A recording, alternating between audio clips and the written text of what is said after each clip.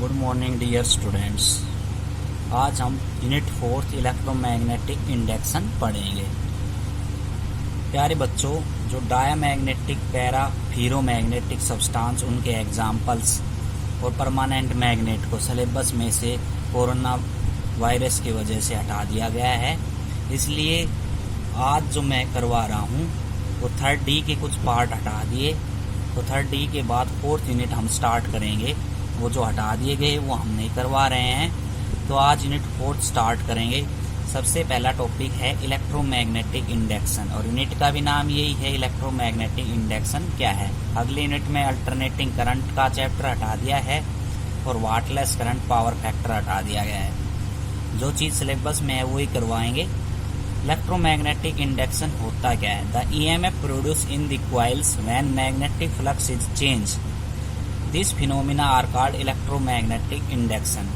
किसी भी कॉइल के अंदर EMF का प्रोड्यूस होना जब मैग्नेटिक फ्लक्स चेंज होती है तो उसको हम इलेक्ट्रोमैग्नेटिक इंडक्शन कहते हैं। अब EMF कैसे चेंज होती है तो फैराडे के एक्सपेरिमेंट हम पढ़ेंगे जब अच्छी तरह से क्लियर हो जाएगा इलेक्ट्रोमैग्नेटिक इंडक्शन के बारे में। इसमें कुछ टर्म्स हैं। इंड्यूस EMF क्या होती है? जो EMF प्रोड्यूस होती है कॉइल के अंदर इंडक्शन इफेक्ट की वजह से, उनको इंड्यूस EMF कहते हैं।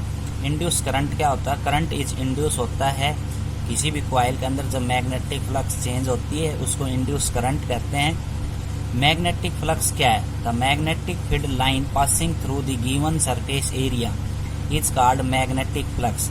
इलेक्ट्रिक फ्लक्स में हमने पढ़ा था, electric field line passing through that enclosed area is called electric flux. इसी प्रकार मैग्नेटिक फ्लक्स है जितनी magnetic field lines given surface area में से पास हो जाती हैं उसको मैग्नेटिक फ्लक्स कहते हैं। इनको हम फाई बी से डिनोट करते हैं।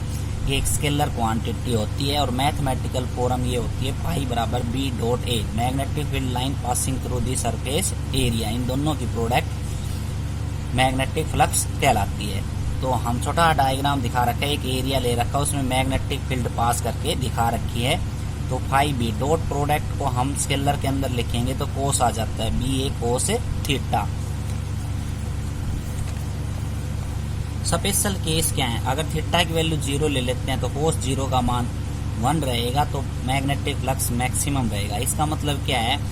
मैग्नेटिक फील्ड लाइंस और एरिया की डायरेक्शन क्या है? सेम है, तो मैग्नेटिक फ्लक्स मैक्सिमम रहेगा। केस सेकंड, अगर थीटा की वैल्यू मैं 90 डिग्री ले लेता हूँ, थीटा की वैल्यू क्या ले लेता हूँ? 90 डिग्री, तो मैग्नेटिक फ्लक्स क्या हो जाएगा? 0, कोस 90 का मान 0, तो मैग्नेटिक फ्लक्स क्या रहेगा? मिनिमम। इसका मतलब है बी और ए जो परपेंडिकुलर हैं एक दूसरे के, तो मैग्नेटिक फ्लक्स मिनिमम रहेगा। अगर स्मॉल एरिया है तो मैग्नेटिक फ्लक्स कैसे निकालेंगे? तो इंटीग्रेशन कर देते हैं बी डॉट डी एस, ये फॉर्मूला है। फैराडे फर्स्ट ला एक्सपेरिमेंट, तो फैराडे ने ला दिए थे मैग्नेटिक फ्लक्स के। हमने पीछे इलेक्ट्रिक करंट में ये पढ़ा है कि इलेक्ट्रिक करंट की वजह से मैग्नेटिक फील्ड अराइज होती है, और यहाँ पे ये पढ़ेंगे मैग्नेटिक फील्ड की वजह से करंट किस प्रकार से अराइज होता है। Take a coil and connect with galvanometer and place a bar magnet at some direction from the coils. एक हमने गैल्वेनोमीटर लिया और एक मैग्नेटिक बार मैग्नेट रख दिया इसके थोड़ी सी दूरी पर, तो क्या ऑब्जर्वेशन निकलेंगी? When north pole of bar magnet is moved towards the coil, then the EMF is produced and galvanometer show deflection in either one direction. North pole of bar magnet को हम जब कॉइल के संपर्क में लेके जाएंगे तो मैग्नेटिक EMF प्रोड्यूस होगी, जिसकी वजह से मैग्नेटिक फ्लक्स होगी और गैल्वेनोमीटर डिफ्लेक्शन शो करेगा। If the bar magnet is stop the galvanometer show no deflection. अगर बार मैग्नेट को एक जगह रोक देंगे तो गैल्वेनोमीटर कोई डिफ्लेक्शन नहीं करेगा। If north pole of bar magnet is moving away from the coil, then EMF is produce in the coil in opposite direction और galvanometer show deflection is also opposite direction. अगर इसी north pole के बार magnet को हम coil के opposite direction के अंदर लेके जाएंगे तो EMF फिर से प्रोड्यूस होगी कॉइल के अंदर, और कॉइल के अंदर जो EMF प्रोड्यूस होती है वो मैग्नेटिक फ्लक्स चेंज होने की वजह से ऐसा होता है।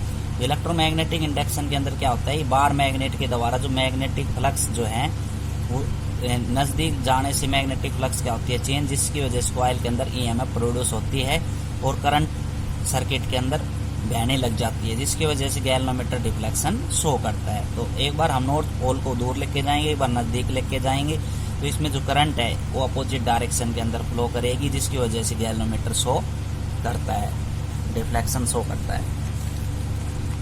फैराडे फर्स्ट लॉ था, फैराडे का सेकंड लॉ हमें क्या कहता है? फैराडे सेकंड लॉ है कि take a coil and connect with galvanometer. हमने कॉइल ले ली, उनको गैल्वेनोमीटर के साथ कनेक्ट किया एक कॉइल को, ठीक है। ये गैल्वेनोमीटर लगा हुआ है नीचे, स्मॉल करंट को डिटेक्ट करता है ये। Take another coil, place in some distance to primary coil and connect with cell passing this current. तो हमने एक कॉइल दूसरी ले ली, प्राइमरी कॉइल, ये प्राइमरी कॉइल का नाम दिया और इसका नाम दिया हमने सेकेंडरी कॉइल्स। तो यहाँ पे आएगा सेकेंडरी कॉइल्स, ठीक है। तो इसको हमने बैटरी के साथ कनेक्ट किया। जैसे इस कॉइल को हम, इसके ऑब्जर्वेशन सेम है पहले एक्सपेरिमेंट की तरह, उसमें बार मैग्नेट को मूव कर रहे थे, अब की बार इस कॉइल को मूव करेंगे। तो फर्स्ट ऑब्जर्वेशन क्या है? When a secondary coil is move towards the primary coil then EMF is produce and galvanometer shows deflection in either one side. तो सेकेंडरी कॉइल को हम इसके पास जाएंगे तो ईएमएफ प्रोड्यूस होगी कॉइल के अंदर, और मैग्नेटिक फ्लक्स चेंज होने की वजह से ऐसा होता है, और सर्किट के अंदर करंट जाएगा तो गैल्वेनोमीटर एक डायरेक्शन के अंदर डिफ्लेक्शन शो करेगा। अगर सेकेंडरी कॉइल स्टॉप कर देते हैं तो गैल्वेनोमीटर कोई डिफ्लेक्शन नहीं करेगा। अगर सेकेंडरी कॉइल को हम अवे फ्रॉम दी कॉइल लेके जाएं तो ईएमएफ फिर से प्रोड्यूस होगी कॉइल के अंदर, और गैल्वेनोमीटर शो डिफ्लेक्शन करेगा अपोजिट डायरेक्शन के अंदर। तो सेम पावर मैग्नेट वाली ऑब्जर्वेशन है। Faraday third experiment, take a coil and connect with galvanometer. एक कॉइल ली, उसको गैल्वेनोमीटर के साथ हमने कनेक्ट कर दिया, प्राइमरी कॉइल। फिर हमने एक सेकेंडरी कॉइल ली, take another coil, place some distance to primary coil and connect with via battery key के। तो हमने दूसरी कॉइल ली, उसको की के और बैटरी के साथ कनेक्ट कर दिया। तो इसकी ऑब्जर्वेशन हम पढ़ेंगे क्या होता है। इसकी observation, when we move secondary coil near the primary coil and key is closed then galvanometer shows monometry deflection in one side। ये कह रहा है कि अगर हम सेकेंडरी कॉइल को प्राइमरी कॉइल के नजदीक लेके जाते हैं की क्लोज करने के बाद, तो गैल्वेनोमीटर हल्का सा डिफ्लेक्शन शो करता है एक साइड। सेकंड ऑब्जर्वेशन ये है कि when key of secondary coil is close continuously then the galvanometer shows no deflection. तो हम कंटिन्यू अगर की को क्लोज रखते हैं तो गैल्वेनोमीटर कोई भी डिफ्लेक्शन शो नहीं करेगा। When key K is open तो secondary coil then galvanometer show again monometry. Key को ओपन रखेंगे तो फिर से गैल्वेनोमीटर हल्का सा मोनोमेट्री डिफ्लेक्शन शो करता है। If the key is continuously open then galvanometer shows no deflection. अगर की लगातार ओपन रखते हैं तो गैल्वेनोमीटर डिफ्लेक्शन कोई भी नहीं करेगा। तो ये सारे ओवरऑल क्या रिजल्ट रहा? ओवरऑल ये रिजल्ट रहा, when there is a amount of magnetic flux is changed then EMF is produced and this EMF flow the current in the circuit। this phenomena is called electromagnetic induction।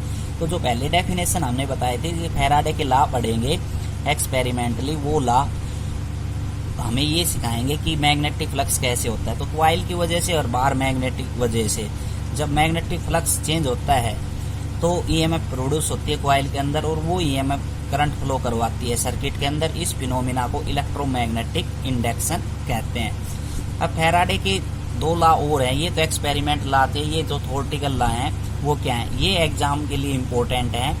Faraday first law of electromagnetic, when there is a magnetic flux link with the coil change the EMF is produce in a coil, this EMF remains in a coil until magnetic flux again change.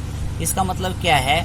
इसका मतलब ये ही है कि हमने overall result पढ़ा था वही Faraday का फर्स्ट लॉ, मतलब इन सभी प्रैक्टिकल प्रूफ के आधार पे दो लॉ उन्होंने बनाए। तो फर्स्ट लॉ ये कहता है कि मैग्नेटिक फ्लक्स लिंक है कॉइल के साथ, वो चेंज होती है तो EMF प्रोड्यूस होती है कॉइल के अंदर, और EMF जब तक कॉइल के अंदर रहेगी जब तक दोबारा से मैग्नेटिक फ्लक्स चेंज ना हो। फैराडे का सेकंड लॉ क्या कहता है? The EMF produced in a coil is directly proportional to rate of change of magnetic flux। जो EMF प्रोड्यूस हुई है कॉइल के अंदर मैग्नेटिक फ्लक्स चेंज होने की वजह से, वो डायरेक्टली प्रोपोर्शनल होती है rate of change of magnetic flux के। तो EMF is directly proportional d∅/dt। यहाँ प्रोपोर्शनलिटी का हम निशान हटा देंगे और के यूज करेंगे। तो आज के लिए इतना ही, थैंक यू।